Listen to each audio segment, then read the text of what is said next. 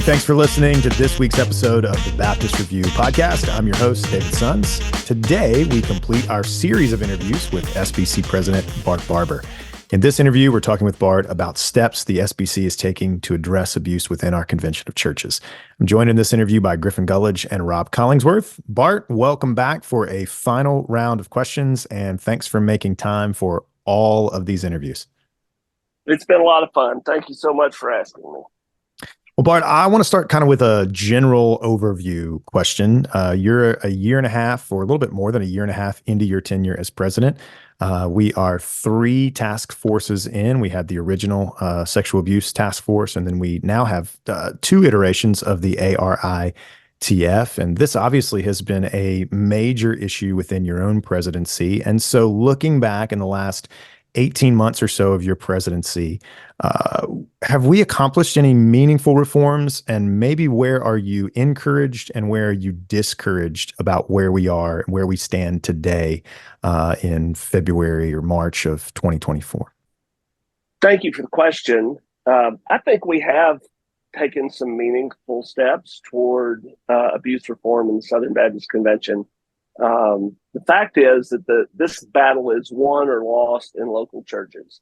That is overwhelmingly where abuse takes place, when clergy sexual abuse happens or volunteer sexual abuse happens in the church context in the SBC. And I've always thought that it was our job to solve 3 major problems. The first one is that a large number of our churches are very small, and many of them, and even some of our larger churches, don't have in place the very best practices to prevent abuse from happening.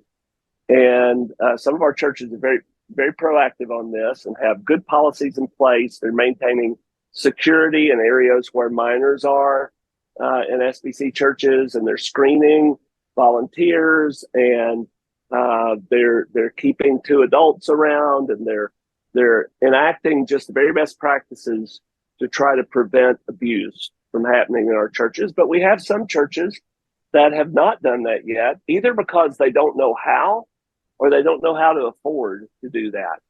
And so the ARITF has been putting together a ministry toolkit for abuse prevention. A lot of our state conventions have led the way on this. They're doing a great job. And I think it's really easy to point out ways that more churches are being protected and helped to prevent abuse than was true 2 years ago. And so we're making great progress on that, and more progress yet to come.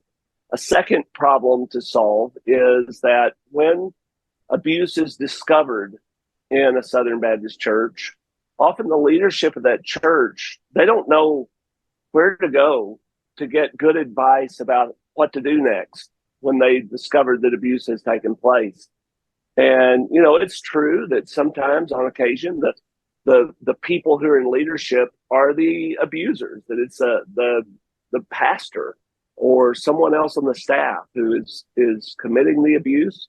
But many, many times it's not. It's a volunteer or people other than the pastor who have leadership roles in the church find out about abuse, and they just don't know what to do.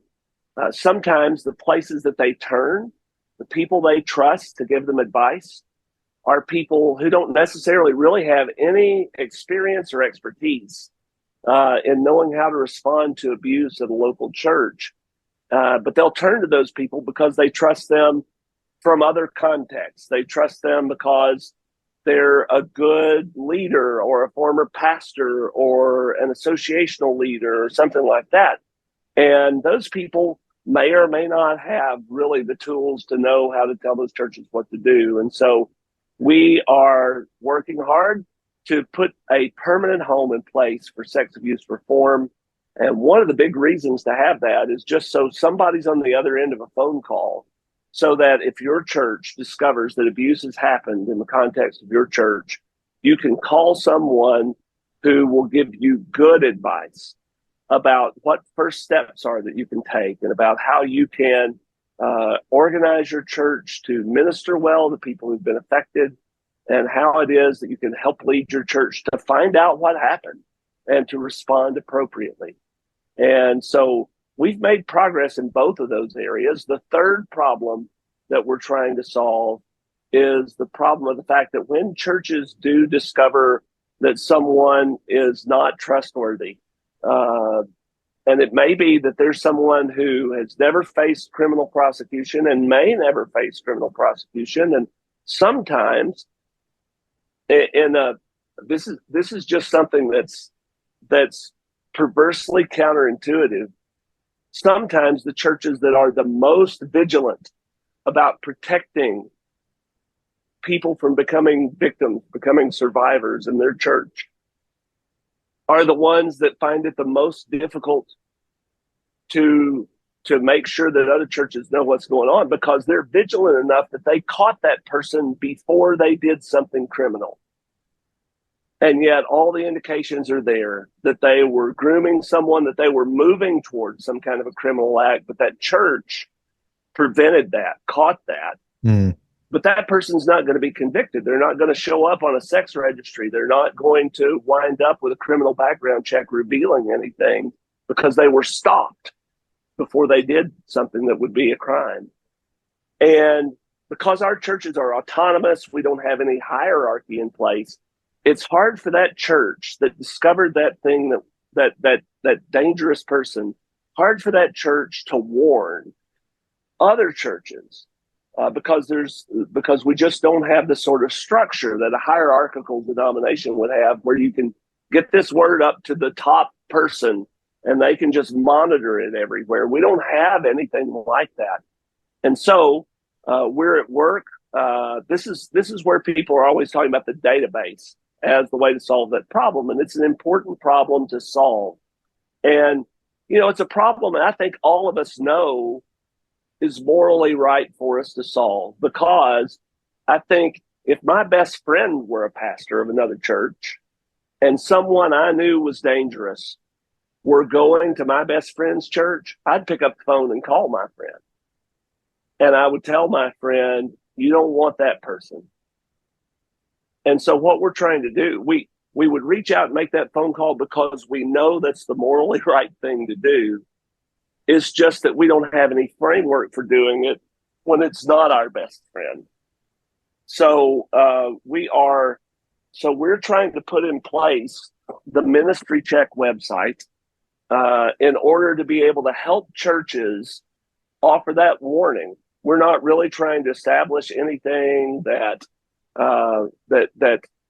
does anything other than facilitate communication between churches about people churches have found to be folks who should not be working with children or working with other vulnerable people with disabilities or folks like that in the church. So in all of those areas, we are moving the ball down the field. We just had a very important announcement about the independent 501c3 that by the time this airs will have been formed, and about the role that organization is going to be able to play to help us to do that. And really, that organization is only going to exist for the purpose of assisting churches to prevent abuse, to respond properly to abuse by taking care of those who have survived abuse, and by making sure that they know what happened and that law enforcement is able to get involved if that's necessary, and by being in a position where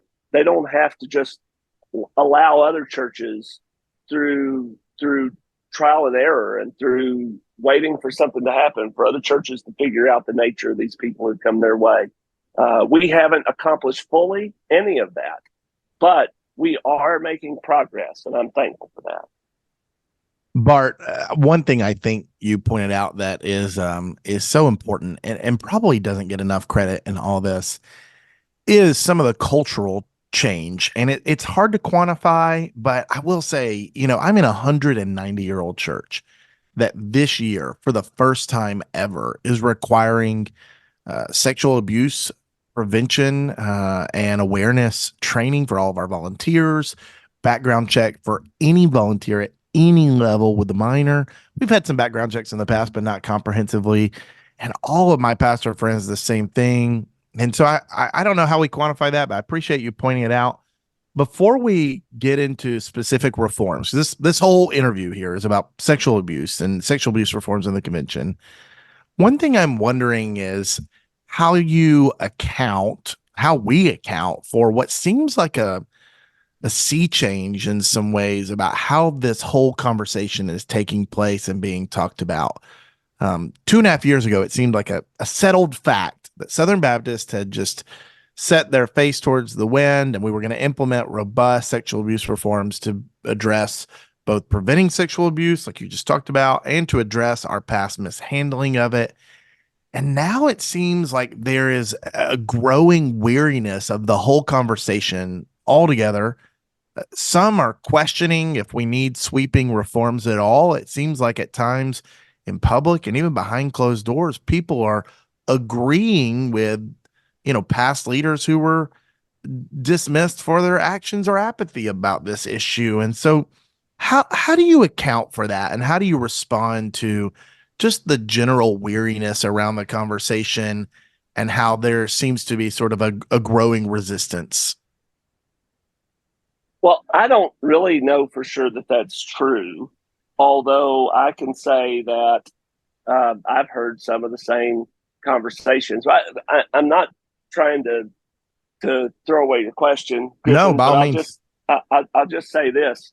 We find out every June what the C state is of the Southern Baptist Convention about questions. And there's been opposition. There have been people saying there's no real problem. There have been people saying there's no real solution. There have been people saying that they're fatigued by all of this all the way along from the beginning of this conversation through until today. The messenger body has been pretty consistent. We've had 2 straight annual meetings where overwhelmingly they pass the work that we're doing to try to solve these problems. I will say that there is weariness even among people who are determined to move forward. And I think the reason that weariness is there is because these problems have turned out to be actually quite difficult to solve. And that's not from a lack of determination. It's simply because the structure of this family of churches presents unique difficulties that are not present if you have a hierarchical denomination of churches. When you have a convention of autonomous churches, we've tried 10 different ways to figure out how to implement these solutions. And sometimes it's taken going down that road to come to the end of it and find why that actually is not something that will work. The solution that we've come back to with this independent organization is actually, it's the solution that Guidepost Solutions proposed at the very beginning of it all. But for various reasons, we looked and said, let's try to do something inside the SBC, and found that was just unworkable. And so it's been a long journey. Long journeys make you tired. Frodo and Sam are exhausted by the time they get to Mount Doom, right? But they continue all the way through until they've accomplished the journey that was marked out for them to take. And I think Southern Baptists are going to do the same thing. I think we're going to see this through all the way to completion. I think we almost have. Southern Baptists just need to understand that we are very close to being able to provide these solutions. And I'll say one last thing. I think that fatigue is not just the enemy of what the National Southern Baptist Convention does. Fatigue is also the enemy of the responses that we make in our local churches, because you can come into implementing policies and be energetic about it, but enforcing policies that prevent sexual abuse, that's hard work, week in and week out. And it means telling people that you like, hey, I'm sorry, but we ran your screening and we're not going to be able to let you work with kids. And it means sticking with that, even if it's the deacon's son-in-law. And it means saying we're going to have 2 adults in the room whenever we're working with kids, even when it's really hard to recruit those volunteers. And so fatigue is not just our enemy at the national level. When that's the easiest thing to do is to vote for stuff that's going to help us to solve these problems. It's also an enemy we have to fight against in our local churches, to continue to say the reason we do this is because it's important. The reason we do this is because the fatigue you feel trying to have good policies or put good structures in place to help our churches is nothing compared to the fatigue you feel when you find out that someone you care about has been a victim of abuse and you're trying to help them walk that road, or when you find out that your church has had something horrific happen within your church and you have to walk through the aftermath of that. And so Southern Baptists just need to hang on and be strong and courageous and to continue with this work through until we get it done. It is a good point, because 2.5, 3 years ago, when all of this really started in earnest, if you go back and you listen to some of the recordings of conversations around that time, people were saying this is going to be hard, but it's worth it.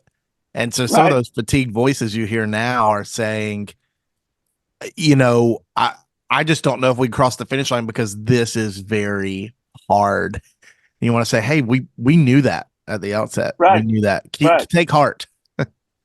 Absolutely. Bart, a minute ago, you mentioned Sam and Frodo headed to Mount Doom. And I'm going to paint a picture using your metaphor, because there comes a point where they finally cast, the ring goes into the lava and it's destroyed and it's over. And at that point, everyone goes home. And yes, the Shire scoured, and there's difficult things that have happened, but there's an end point. There are criticisms from some that what we're doing here is something that will have no end, which to some degree, sin, abuse, those are things that we can't rid ourselves of entirely. We will never be an abuse-free convention. We can prevent it better than we've done in the past. We can respond to it better than we've done in the past. But we're not going to be abuse-free. The picture I want to paint for you, though, regarding where are we now versus where did we start. We had a sexual abuse task force appointed by Ed Litton. Bruce Frank chaired that. They came with some recommendations that were overwhelmingly adopted, including, hey, we're going to do this database. Here's these 4 categories. We're going to do criminal convictions, civil judgments, confessions in a non-privileged setting, and these investigations where we would say with a preponderance of evidence, we're going to say that someone is more likely than not that they committed this abuse. We're going to take those 4 categories. Then we came to an implementation task force. And then last year we had a database launched that, it's March now. That was launched in June of last year, if I'm remembering correctly. There's no names on the database yet. And now what we're being told, based on the announcement from the current Abuse Reform Implementation Task Force at the Executive Committee meeting a couple of weeks ago, is that we're taking the work that the messengers approved for the convention to do, and we're taking it out of the convention. So my question is this: A, are we going to ever see the kind of abuse reform we want to see or that we voted on? And if we take it out of the convention, is it the convention doing it? So that's part one. Is it going to happen? And B,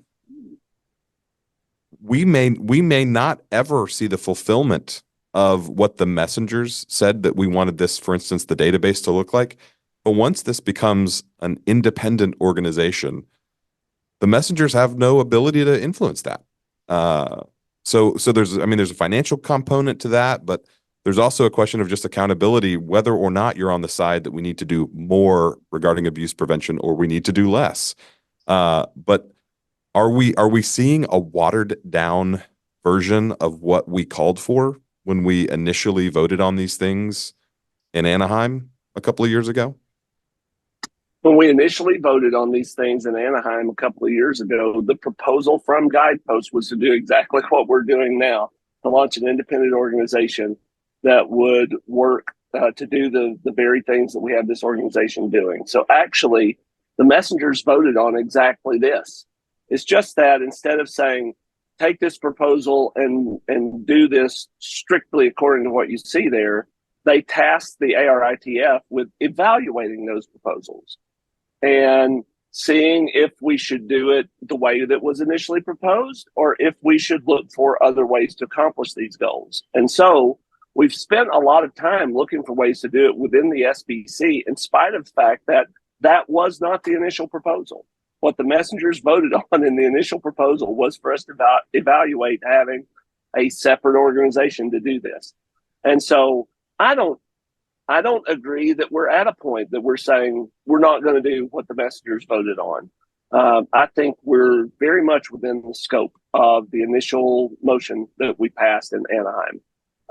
But I will also say, let's see, if I remember, you gave me a two-part question. You had part one and then B, I think, if I recall the way that you gave it to me. And the first part was, what are we accomplishing here? And whether we're accomplishing what we voted on. And I would say, I think we're very much moving in that direction. As far as whether it's accountable or not, I think that was the second part of the question, right? Yes.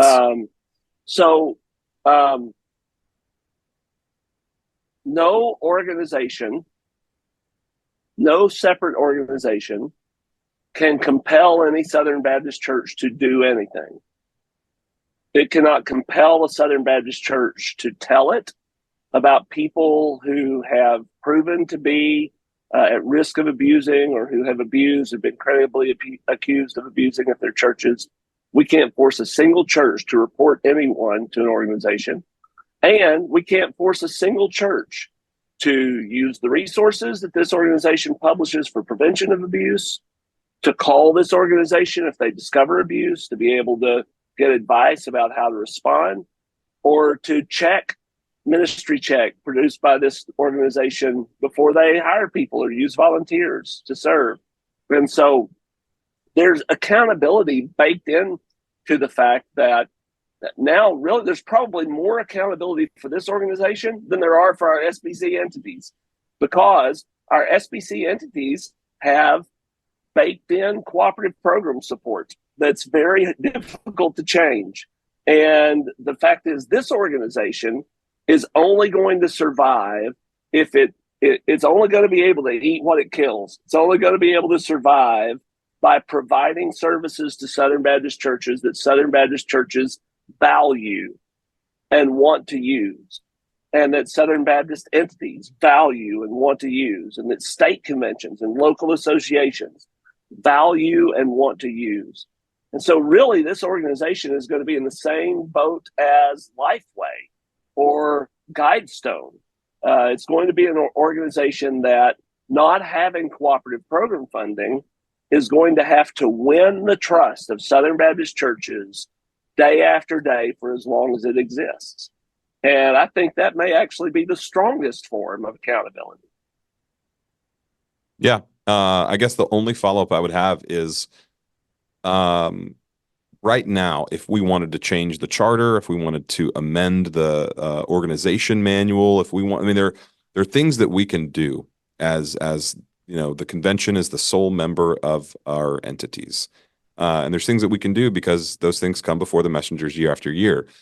If for instance, you're one of the people who's of the opinion that this category 4, of which there's been much debate, is a helpful thing to exist in one form or another, whether it's a public-facing thing or a private-facing thing, and someone has to sign a waiver in order for their name to be run through kind of a private database that's not public, however it exists. If you're of the opinion that it should exist, there's no mechanism if this thing gets off the ground and for some reason they decided not to implement that category as part of the database. There's no mechanism for a messenger to have any control over that at all, or am I missing something? No, you're absolutely correct. It's an independent organization. Messengers are not going to be able to go to the floor of the annual meeting of the Southern Baptist Convention and change what they do. They're just not going to be able to do that through that mechanism.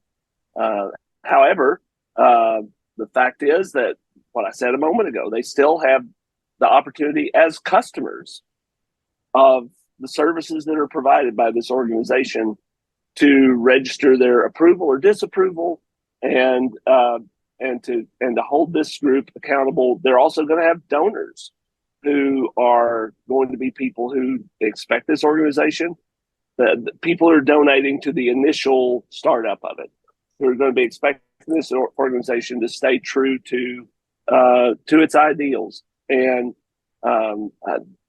if you want to talk about reasons why it would be neat to have it be an SBC entity, maybe that's why we spent a year and a half trying to do that. I see those benefits. It's just that proved to be a path that had closed doors all the way along it.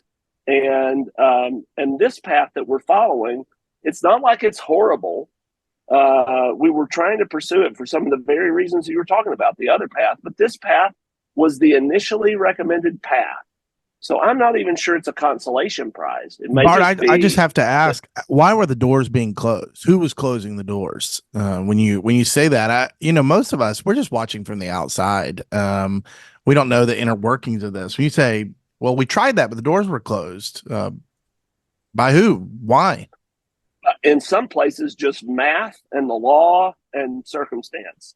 In some cases, combining what this group is doing with other things that were happening in the Southern Baptist Convention made the effort uninsurable in some places, that we're going to have to look and try to figure out other ways to cause it to be something that could be insured. In some cases, it's just a matter of combining in the sort of legal exposure that these kind of activities create, and just the way that the laws are shaped in various states. And so I'm not saying that there was a person that you can put a name to who's coming and shutting doors. I'm saying that circumstances, like when Paul talked about having doors shut when he was trying to figure out somewhere to go, he's not talking about people.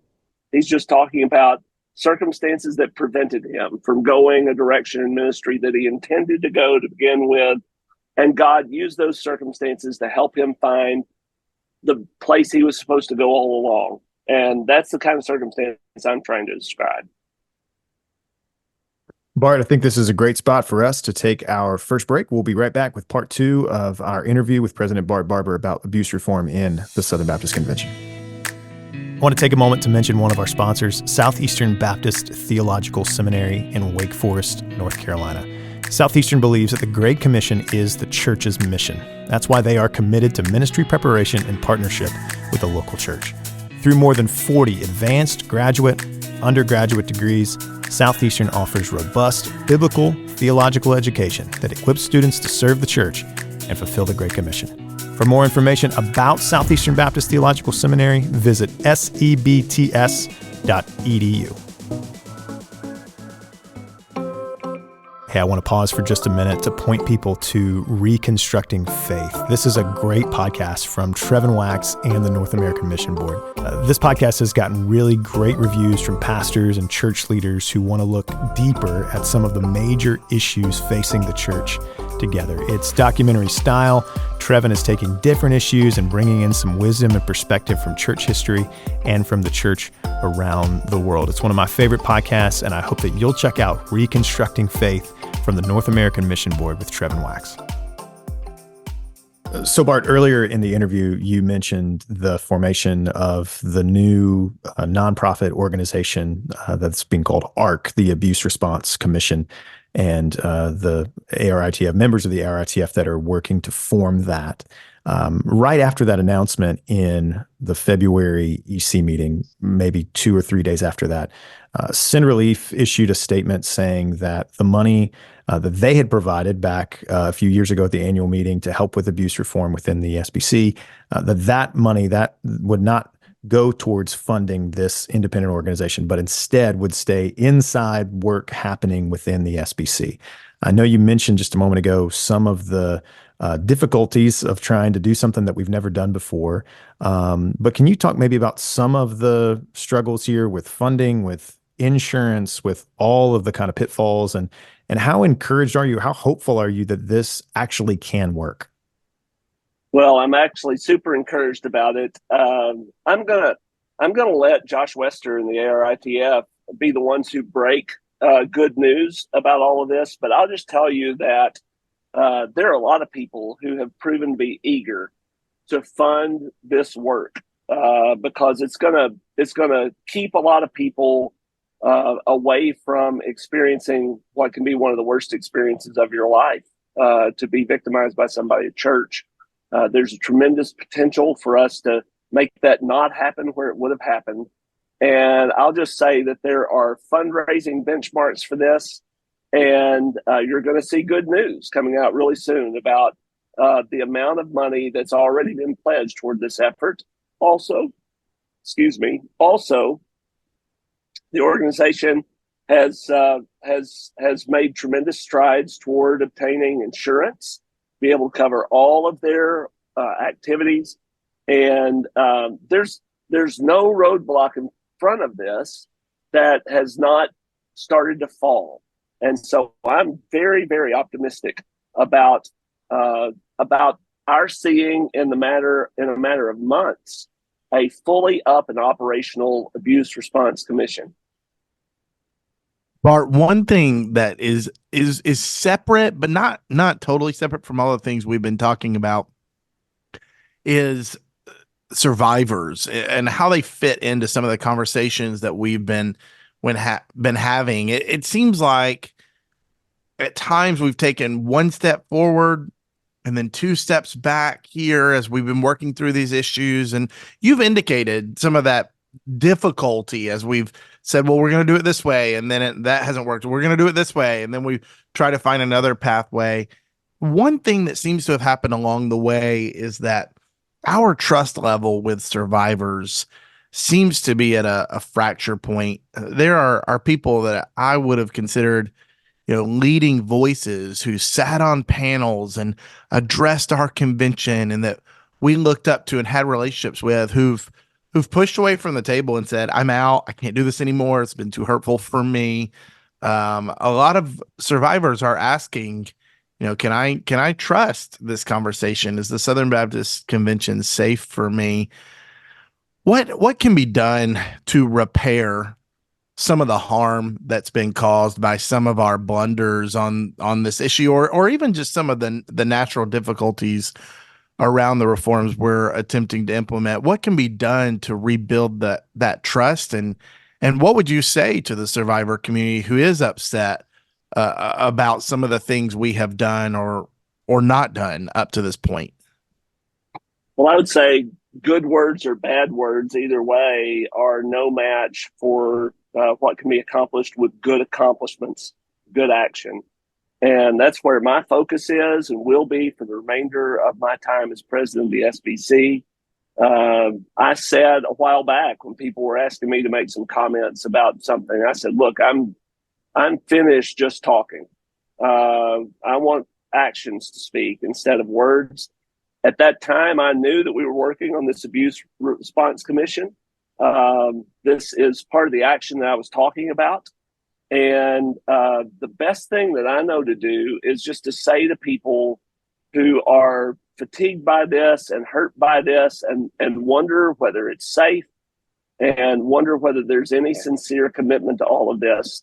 What I would say to them is this: you have survivors of sexual abuse. You've suffered things that no one should suffer. And really, it is my job to give leadership, and it's Josh Wester's job and the ARITF's job to carry forward real demonstrable action in response to the vulnerabilities that we have as Southern Baptists. And we're going to continue forward with that job. And what I'm hoping is that whenever this all turns into sight, and it doesn't have to be just faith, but instead that you can look and see what we've actually done, that's going to be a moment where you can look and say, here's something that I can genuinely rejoice in. And I hope that it's going to be something that's going to bring peace and is going to bring some hope and some optimism into the hearts of people who have struggled mightily along this difficult journey. Yeah, that's helpful. I do want to ask a question that I know you don't have a heads up on this question. We didn't talk about this in advance or anything like that. So, but if you're willing to answer, there was an awkward moment at the last executive committee meeting when ARC was announced and Josh went down from the stage and you came up Oh yeah, And the you monopoly money thing. Yeah, you said made the comment about monopoly money, and I thought what you were trying to do was say the Southern Baptist Convention doesn't have any money. So I think there was a statement about that earlier, and you were saying, well, but here's a little money from me. But even when I heard it, and I love you, Bart, and I love our convention, yeah, and I it was believe in our, terrible. but I thought, oh no, I don't Yeah, think it I've was heard you terrible. talk about it beyond Twitter. Could you just talk about that moment for a minute and reflecting on it? Yeah, it was a terribly awkward moment for me, and I handled it terribly. Shouldn't have ever done that in the first place.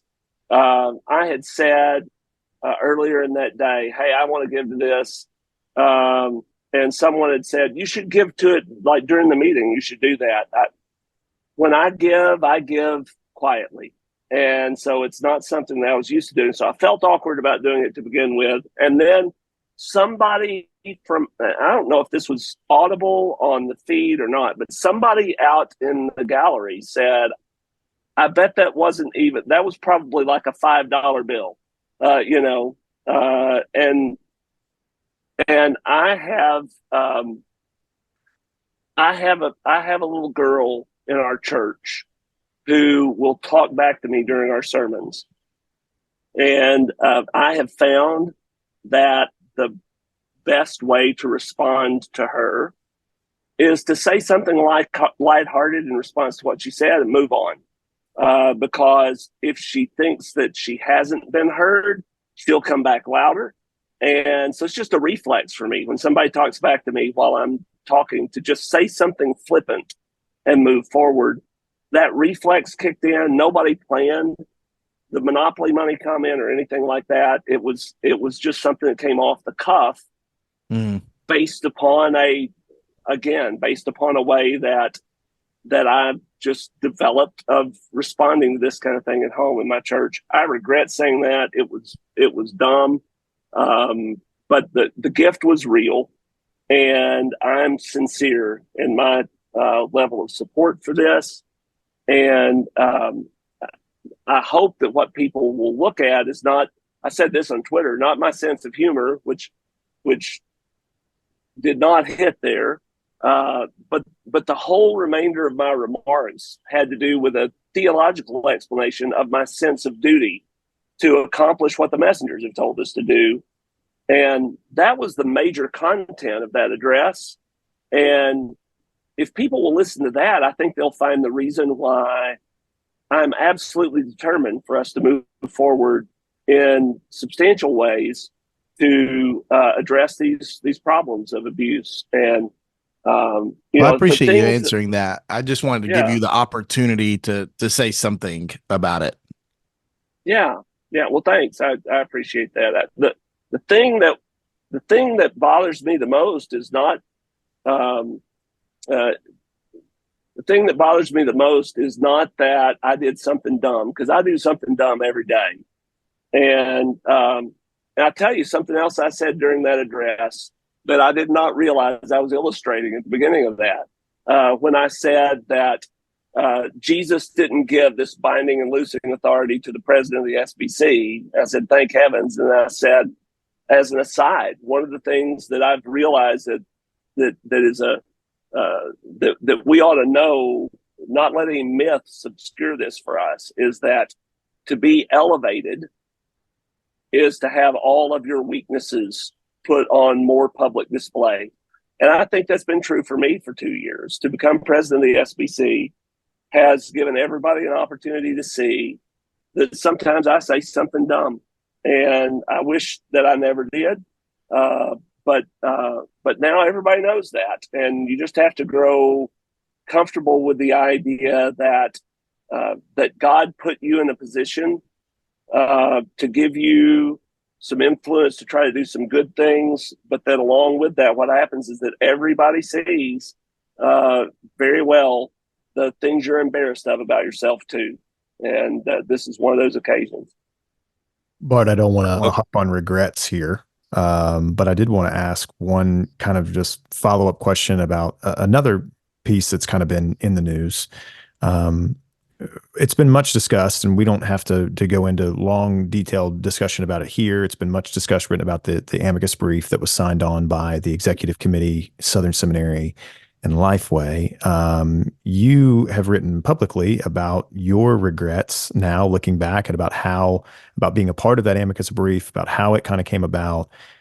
Where would you say you stand on that decision now? And is there anything to be done about it? I know the case just recently was ruled in, but where would you stand now on that amicus brief? And is there anything that can be done? Well, let me just kind of encapsulate for everybody, because people may not go back and see all that I've said about it before. I was asked to weigh in on whether we would whether the convention would file in this amicus brief or not. And that happened in the middle of a lot of other things that were going on for me. And when I made that decision, I actually didn't have the authority to make that decision. So there's one regret, is that I found myself doing something the president can't do. Ad interim decisions for the convention are made by the executive committee, not by the president. But it is my job, when called upon to do so by the executive committee or by the messenger body, if the Southern Baptist Convention is not guilty in something, it's my job to defend the Southern Baptist Convention. And I think we have a responsibility to try to do that in ways that are the least harming toward people who are counting on us for abuse reform as is possible. But when the convention has a legitimate case for its own innocence in a matter, I mean, it's my responsibility. It's one I don't shrink from, to offer a legal defense for the convention.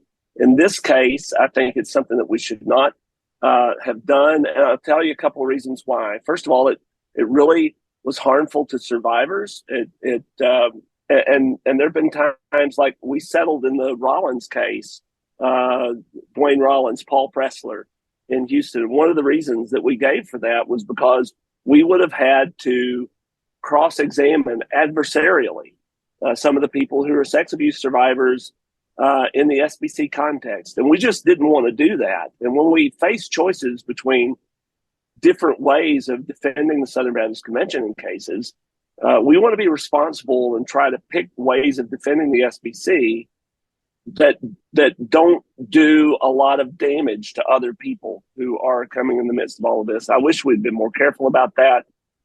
As far as the legality goes, if you look at the way it was decided by the Supreme Court, it seems like we were on the side of a very strong legal case.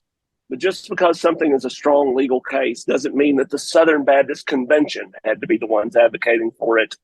And so I don't feel like we said anything that was bad law, but I do think that we said something that we didn't have to do, that harmed some people. And I regret that we did that, especially since my answer should have been, I actually don't have the authority to sign the Southern Baptist Convention onto anything. Bart, I want you to look back for a minute on the Guidepost report. We are coming up on the 2-year anniversary of that. It was a pretty big deal in some ways. It was extensive. There was some information in there we knew, some information in there we did not know.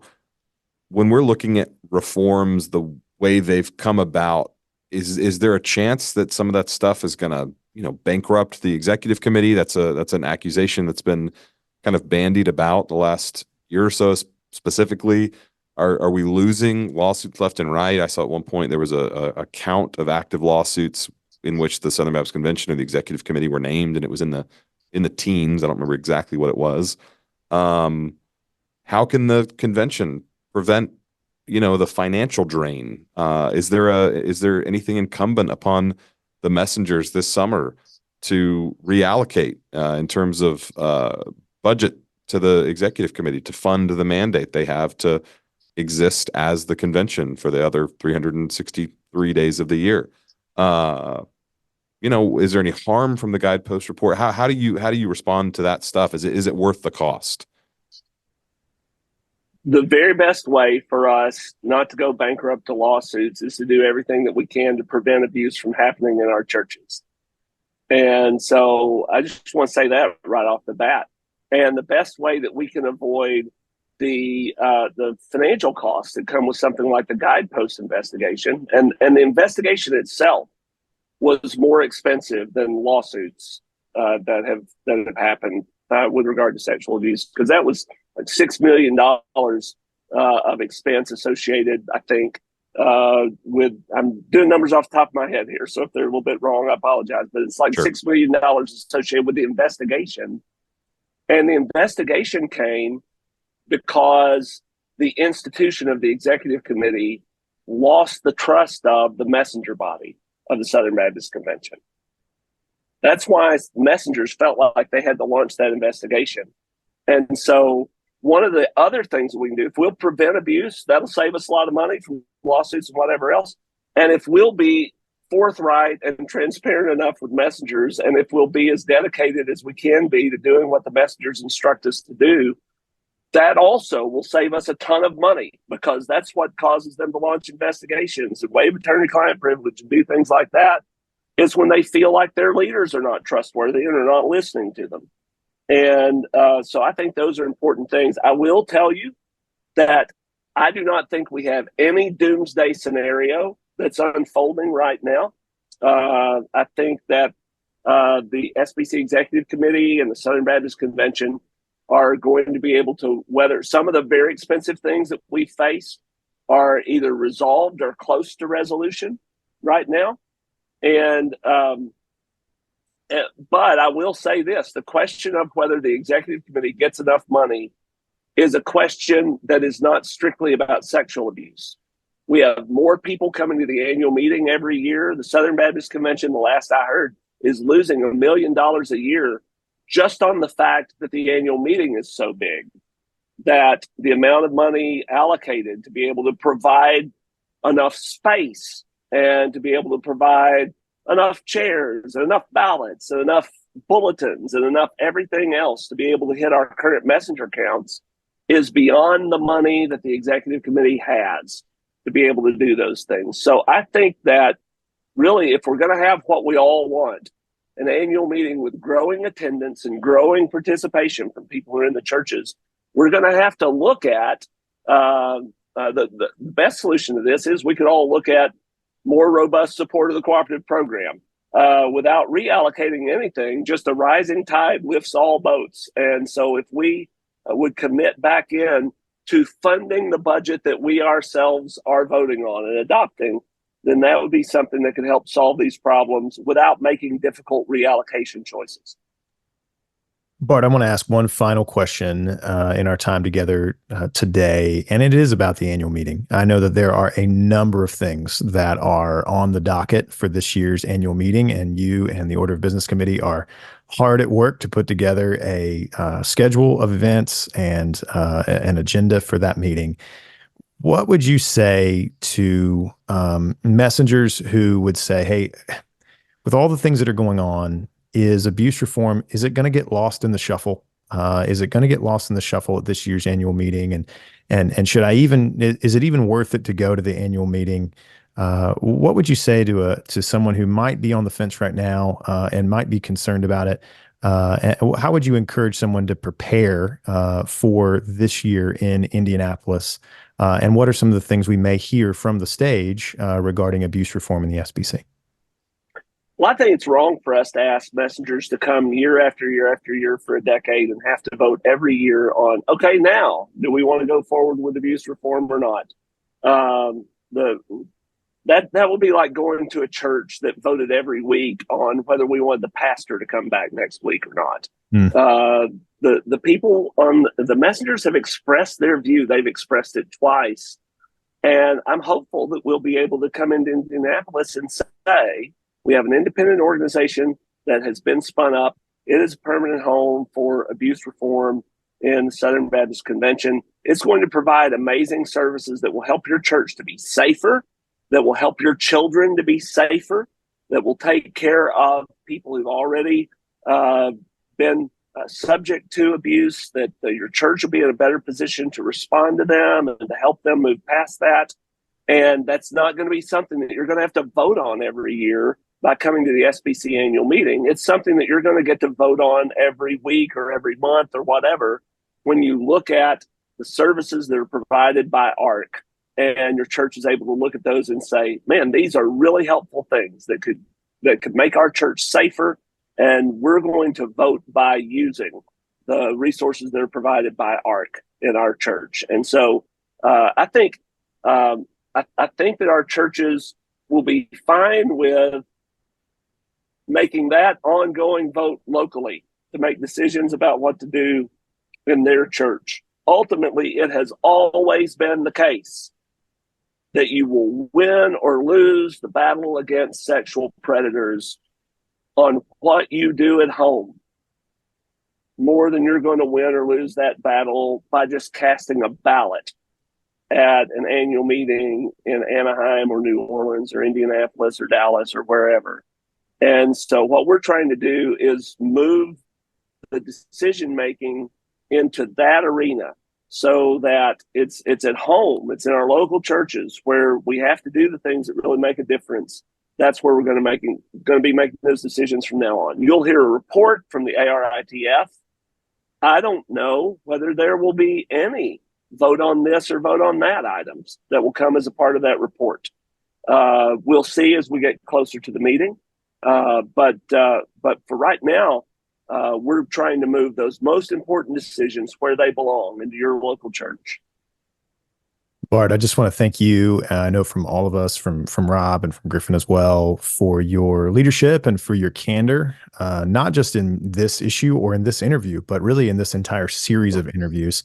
It has been just really, I think, helpful for us and for our entire convention to hear directly from you about some of the pressing issues of our day in the Southern Baptist Convention. And so thank you for your leadership. Thanks for taking the time with us today and across all of these sets of interviews. I've had a lot of fun. Thank you for a healthy, respectful conversation. I've enjoyed it. Thanks, Bart. Thanks for listening to this episode of the Baptist Review Podcast. The Baptist Review is committed to helping facilitate better conversation towards a better convention. For more information about the Baptist Review, you can check out our website, thebaptistreview.com.